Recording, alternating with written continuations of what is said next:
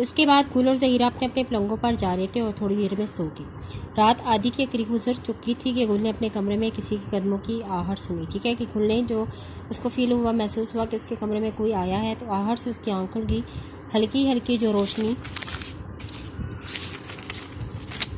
कमरे में आ रही थी उसमें गुल ने देखा कि कोई शख्स हाथ में खंजर लिए सामने खड़ा है। ठीक है, ये मंजर देखकर वो डर गया था, लेकिन ज़रा गौर से देखा तो सनोबर हाथ में खंजर लिए सामने खड़ी थी। जब उसे गौर से देखा तो वो उसकी बहन सनोबर थी। उसने सनोबर को पहचाना तो दौड़कर उसके टांगों से चिमट गया। सनोबर ने खंजर एक तरफ फेंका और गुल को सीने से लगा लिया और देर तक उसे प्यार करती रही। फिर यकायक उसने घबरा कर गुल को लहदा करते हुए कहा, गुल, आज तुम्हारी गुलामी की आखिरी रात है। ठीक है, मैं ये खंजर लेकर इसलिए यहाँ आई हूँ कि ज़हीरा से उसके जुल्म का इंतकाम लूँ और तुम्हें गुलामी की कैसे रहाई दिलाऊँ। ठीक है, वो उसको बता रही थी अपने आने का मकसद। ये कहकर उसने खंजर हाथ में उठा लिया। गुल ने सनोबर की ये बात सुनी तो उससे अपनी और ज़हीरा की गुफ्तगू सारी तफसील सुना दी। सनोबर ये सुनकर बहुत खुश हुई कि ज़हीरा ने गुल को आज़ाद कर दिया। उसे इस बात की खुशी थी कि उसे ज़हीरा के कत्ल करने का गुनाह सरजद होने वाला जो था, अल्लाह ताला ने उसे महफूज रखा। ठीक है, वो इस बात पर खुश थी। जब कमरे में गुल और सनोबर बातें कर रहे थे, उसके बराबर वाला कमरा ज़हीरा का था। गुल और सनोबर की आवाज़ से उसकी आंख खुल गई। वो गुल के कमरे में आई। आते ही उसकी नज़र सनोबर के खंजर पर पड़ी। वो ज़ोर से चीखी। सनोबर ने चीख की आवाज़ सुनी तो खंजर ज़मीन पर फेंक दिया और कहा, बेगम साहिबा, आप परेशान ना हो। मैं आपको कत्ल करने आई थी, लेकिन गुल ने मुझे सब कुछ बता दिया है। हमारी आपकी दुश्मनी ख़त्म हुई। बस हमें ये इजाज़त दीजिए कि रात आपके घर में बसर कर लें। ठीक है, अब वो उसको कत्ल करने आई थी क्योंकि वो उसके भाई पर जुल्म कर रही थी और उसने उसको कैद में रखा हुआ था। लेकिन जब उस गुल ने ज़हीरा की सारी तफसील उसको बता दी कि उसने मुझे आज़ाद कर दिया है, ठीक है, सिर्फ मैं आज की रात यहाँ पे रुकूँगा और कल से मैं आज़ाद हूँ, तो फिर उसने अपने जो कत्ल करने का इरादा था उसने तर्क कर दिया। ठीक है, इसके बाद तीनों अपनी अपनी जगह जाकर सो रहे। फजर की अज़ान हो रही थी कि सनोबर की आंख खुली। उसने महसूस किया कि घर के सहन में बहुत से आदमी जमा है। यूँ मालूम होता था जैसे वो एक दूसरे से घबरा कर बातें कर रही हैं। साथ साथ किसी के रोने की भी आवाज़ आ रही थी। सनोबर सहन में पहुंची तो पता चला कि ज़हीरा के बड़े लड़के नसीर को सांप ने काट लिया। जहर के असर से उसकी हालत बराबर ख़राब होती जा रही थी। ठीक है, कि उसके जो बड़ा बेटा था नसीर, उसको सांप ने काट लिया था, जिसकी वजह से उसके जहर की वजह से उसकी हालत जो थी वो ख़राब होती जा रही थी। ज़हीरा अपने बच्चे का सर गोद में लिए बैठी थी। उसकी आंखों से आंसू जारी थे और दुआ कर रही थी कि या अल्लाह, मेरे बच्चे को मौत से बचा ले। ठीक है, सनोबर ने जब ये सब कुछ देखा तो भागकर घर से बाहर निकल गई। उसे मालूम था कि इस इलाके में एक पौधा ऐसा है कि इसका अर्क जो मार्गज़िदा के मुंह में टपकाया जाए, ठीक है, जो जहर का असर ज़ाइल हो जाता है।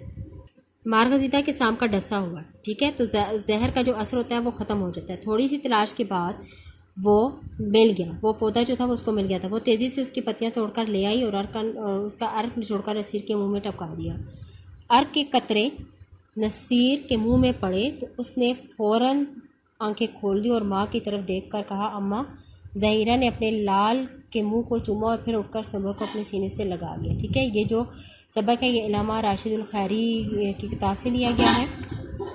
तो देखा आपने कि ज़हीरा जो थी वो किस तरह ने उन बच्चों पर उसके भाई गुल पर जुल्म किया था। फिर ठीक है, फिर एक दिन उसको अपनी जुल्म का एहसास हो गया, फिर उसने उसको आज़ाद कर लिया था। ठीक है, और सनोबर से उन्होंने उसके बहन भाई को उसने अपने जुदा रखा था और जब सनोबर उसको कत्ल करने आई तो फिर उसने भी उसको गुल ने जब उसकी हकीकत बताई तो सनोबर भी उस हकीकत से आशना हो गई थी और उसने भी कत्ल करने से उसको रुक गई थी। ठीक है, फिर उसके बाद उसके बेटे को जब सांप ने काट लिया तो फिर सनोबर ने उसकी मदद की और उसकी जान बचा ली, तो फिर उसने उसको सीने से लगा लिया। आइए अब हम इसकी मशक़ देखते हैं।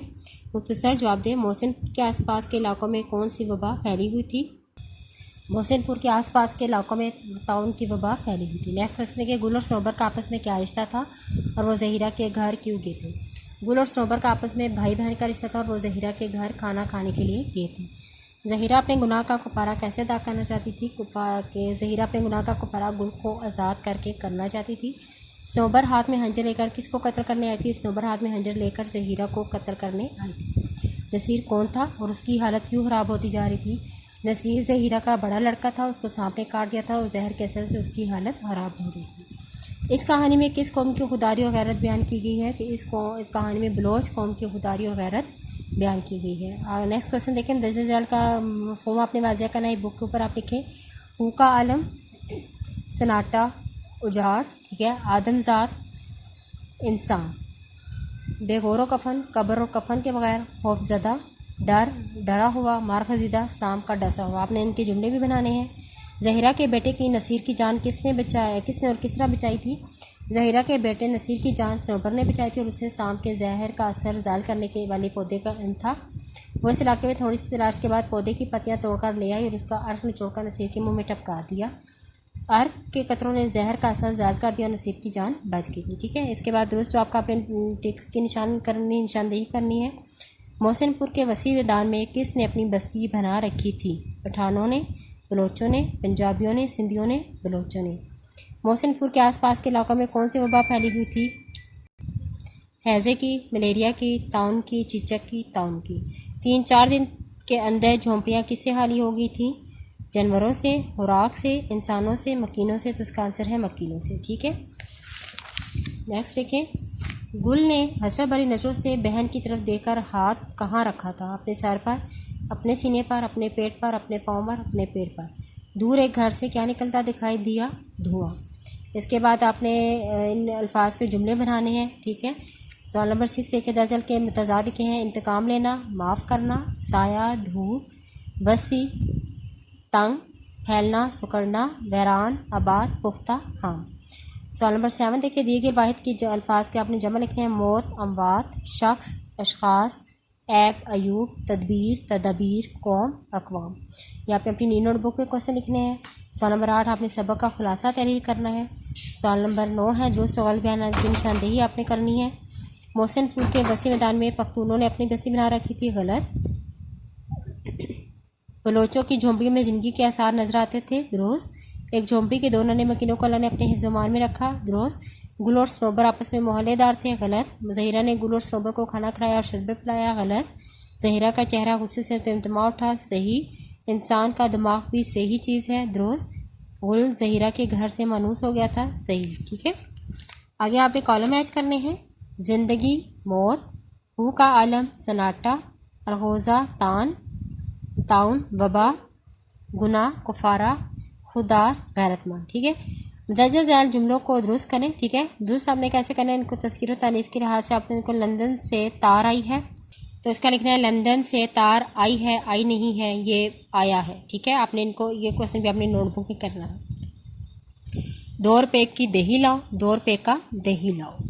मैंने एक ख्वाब देखी, मैंने एक ख्वाब देखा। झाग बैठ जाएगी, झाग बैठ जाएगा। ठीक है, आपने इसके अल्फाज मानी और मुश्किल अल्फाज जो है वो अपने बुक चैप्टर के एंड से आपने ये अल्फाज मैंने दिए गए, आपने ये अपनी नी नोटबुक पे लिखने हैं।